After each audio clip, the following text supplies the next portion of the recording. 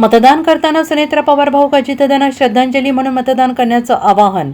राज्याचे माजी उपमुख्यमंत्री अजित पवार यांच्या निधनानंतर बारामतीमध्ये पोटनिवडणूक होत आहे. या निवडणुकीत अजित पवार यांच्या पत्नी सुनेत्रा पवार निवडणूक लढवत आहे. सुनेत्रा पवार यांच्या विरोधात 21 उमेदवार निवडणुकीच्या रिंगणात आहेत.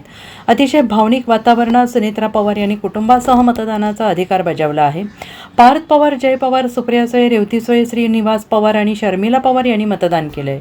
अजित पवारांच्या आईने घरीच मतदानाचा अधिकार बजावला. यावेळी सगळ्यांनी बारामतीकरांना मतदान करण्याचे आवाहन केले.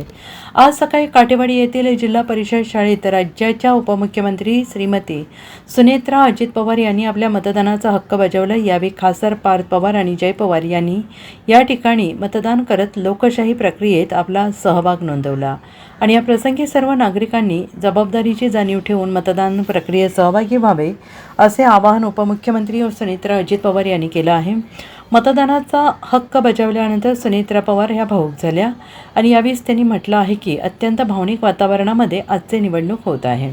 आताच मी आपल्या सगळ्यांच्या समक्ष मतदान केले. बारामतीची जनता गेली 6 दशके पवार कुटुंबाच्या मागे उभी आहे. आदरणीय अजितदादा यांच्याबद्दलचे प्रेम, विश्वास, आधार, त्यांनी दिलेलं योगदान यासाठी बारामतीची जनता मोठ्या संख्येनं उत्साहाने नव्हे तर कर्तव्य म्हणून मतदानासाठी बाहेर पडत आहे.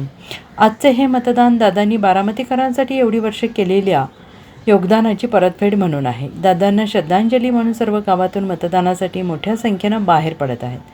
ही पोटनिवडणूक होत असताना बारामतीकरांनीच ही निवडणूक आता हातात घेतली आहे. त्यामुळे प्रत्येकजण ही निवडणूक त्यांचं कर्तव्य म्हणून त्याकडे पाहत आहे. मतदानासाठी सर्वजण बाहेर पडत आहे.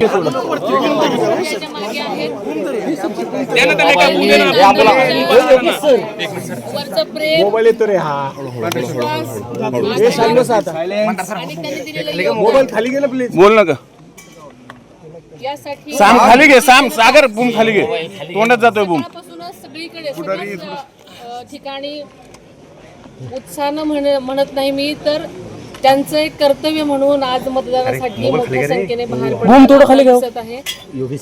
आणि बारामतीची जनता दादांचं आजचं हे देणारं मतदान हे दादांनी त्यांच्यासाठी इतकी वर्ष केलेल्या योगदानाची म्हणून आणि श्रद्धांजली म्हणून सगळी लोकजण आज सगळ्या गावांमधनं मतदानासाठी मोठ्या संख्येने बाहेर पडत आहेत. बारामतीकरांना काय आव्हान करायचं?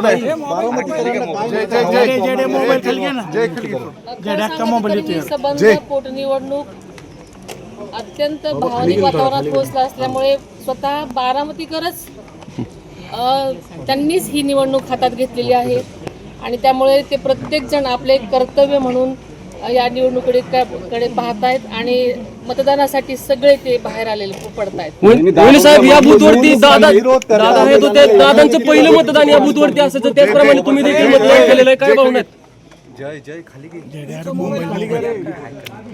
दादांच्या पहिली निवडणूक होते. साहेब पण आजारी असल्यामुळे येऊ शकलेले नाहीत. एका अर्थाने बारामतीकरांसाठी एक भावनिक निवडणूक आहे. सगळ्याच बाजूने अत्यंत भावनिक निवडणूक आहे. कार्यकर्त्यांनी दिसलेलं नाही. त्यांचं वय तुम्हाला माहिती आहे की त्यांचं वय जवळजवळ 89 वर्ष असल्यामुळे त्यांचं घरी मतदान झालेलं आहे. त्यांचे आज आशीर्वाद घेऊन मी आत्ताच इथे आलेले आहे आणि दादांशिवाय कुठल्याही गोष्टी आपल्याला करण्याची सवय नाही, पण आज आपल्याला हे मानून चाललं पाहिजे की दादा आपल्यात नाहीत आणि सगळ्याच बारामतीकरांनी लक्षात घेतलेलं आहे आणि ते मतदानासाठी बाहेर पडतात. Bureau report SPN Marathi, Baramati.